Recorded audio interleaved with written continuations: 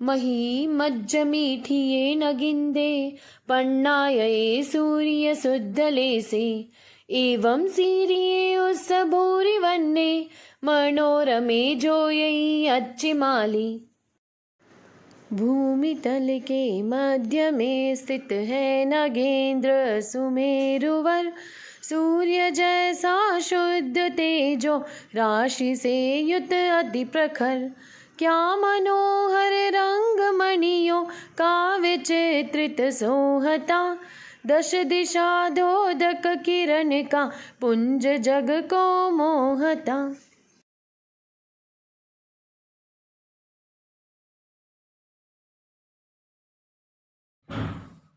संसारि दावानलदाहनीरं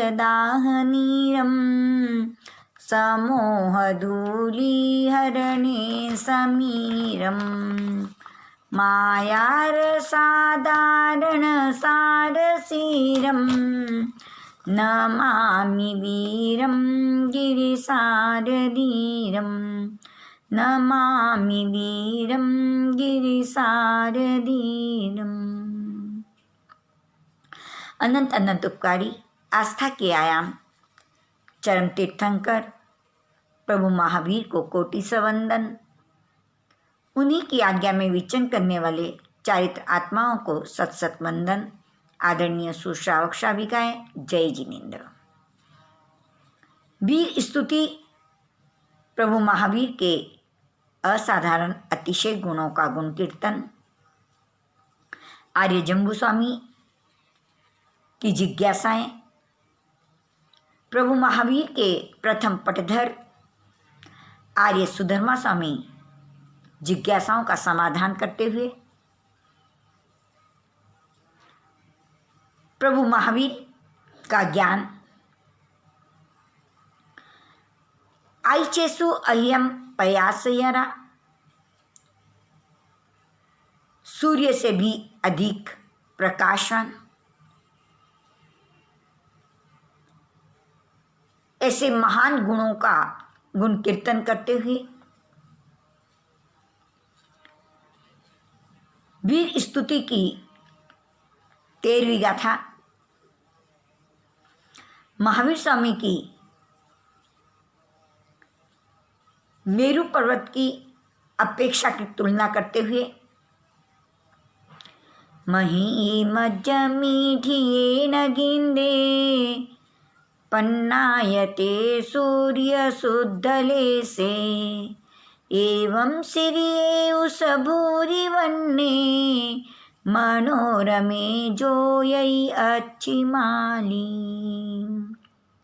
शब्दार्थ।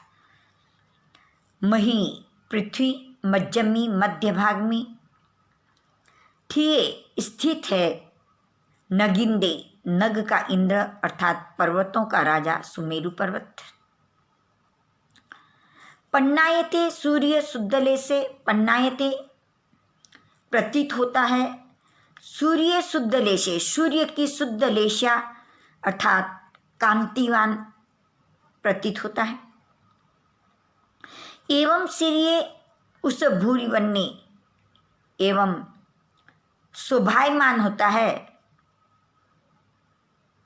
भूरे भूरे वर्णों से अर्थात अनेक वर्णों से। मनोरमे जोयई अच्छी माली, मन को रमणीय आनंदित करने वाला। जोई ज्योतिर्मान, अच्छी माली सूर्य अर्थात सूर्य का प्रकाश 10 दिशाओं में फैलता है।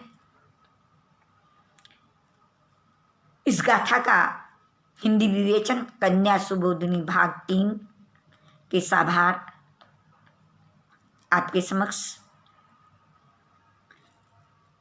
इस गाथा में मेरु पर्वत की चर्चा करें। मेरु पर्वत इस रत्न प्रभा पृथ्वी पर असंख्यात द्वीप समुद्र हैं। उसके बीचों बीच जम्बू द्वीप हैं। जम्बू द्वीप के मध्य भाग में अर्थात नाभि के स्थान पर मेरु पर्वत, पर्वतों का राजा स्थित है। उस मेरु पर्वत के भूभाग पर 4 दृष्टा पर्वत, दर्शनीय पर्वत, सुमेरु पर्वत के चारों ओर सोमनस पर्वत, विद्युत प्रभव पर्वत, गंधमार्दन पर्वत और माल्यवान पर्वत, इन 4 पर्वतों से सुशोभित है। भूमि तल पर 10,000 योजन विस्तार वाला है। इस पर्वत से 90 योजन ऊपर जाने पर 1 योजन के 11वें भाग कम विस्तार वाला होता हुआ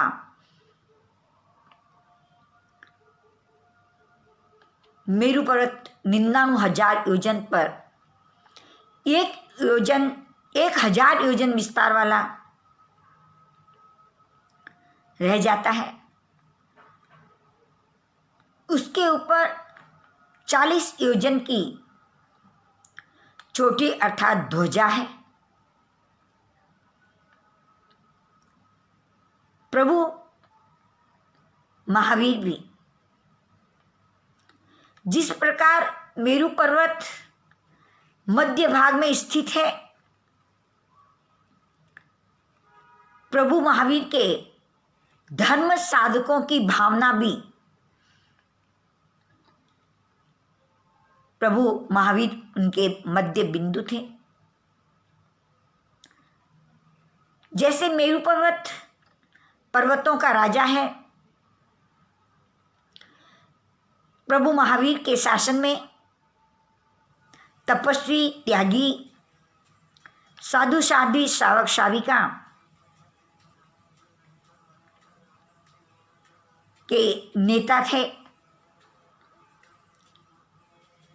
अर्थात राजा थे। प्रभु महावीर के आस्था के आयाम थे। प्रभु महावीर के अधिनायक में हजारों आत्माएं अपने मोहनीय कर्म के उदय से विकार और विकृत रूप पर विजय प्राप्त कर सिद्ध, बुद्ध और मुक्त हुई। सिद्धशिला के ऊपर लोकाग्र तक 1 योजन की दूरी,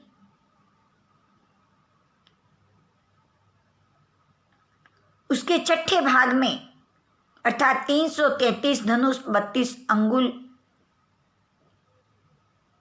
के भाग में अनंत आत्माएं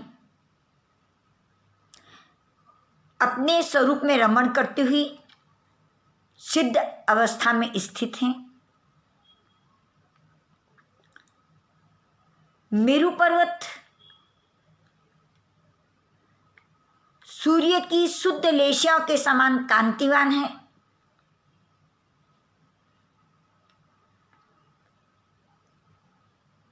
मेरु पर्वत अनेक मणियों से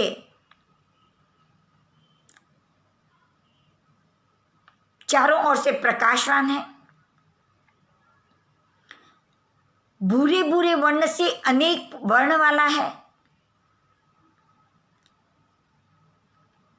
प्रभु महावीर अपने सत्यशील, अनंत दान लब्धि, अनंत लाभ लब्धि, अनंत भोग लब्धि, अनंत उपभोग लब्धि, अनंत वीर्य लब्धि, अनंत ज्ञान, अनंत दर्शन गुणों से अनेक रूप वाले हैं। मेरु पर्वत का प्रकाश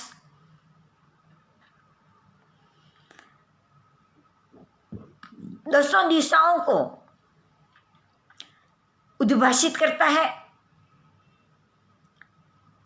10 दिशाओं को प्रकाशित करता है। प्रभु महावीर का अनंत ज्ञान, अनंत दर्शन संपूर्ण लोक अलोक प्रकाशित होते हैं। प्रभु महावीर के ज्ञान में लोक और अलोक का एक भी पदार्थ प्रकाशित न हो ऐसा नहीं होता। सूर्य का प्रकाश सूर्योदय के समय प्रकाशित होता हुआ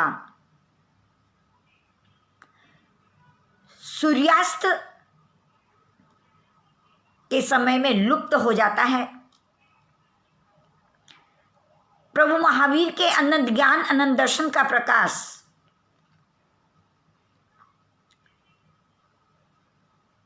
केवल ज्ञान प्राप्त होने पर अनंत काल तक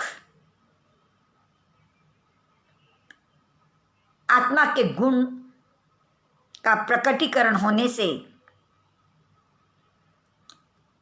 हमेशा प्रकाशवान रहेगा। प्रभु महावीर की स्तुति श्रद्धा के साथ रोम रोम से प्रभु के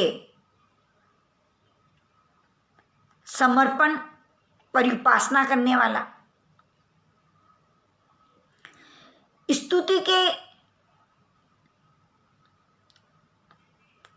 गुणों के माध्यम से अपनी आत्मा में रहे हुए अनंत ज्ञान, अनंत दर्शन को प्रकट करें। यही मंगल भावना स्तुति करते करते प्रत्येक आत्मा स्तुत्य बन जाए। इन्हीं मंगलमय भावनाओं के साथ प्रभु के गुणों की चर्चा करते हुए जिनवाणी के विपरीत कथन हुआ है या अशुद्ध उच्चारण हुआ हो तो तहे दिल से क्षमा याचना करते हुए, उस गलतियों को स्वीकार करते हुए सभी महानुभावों को जय जिनेन्द्र, जय महावीर।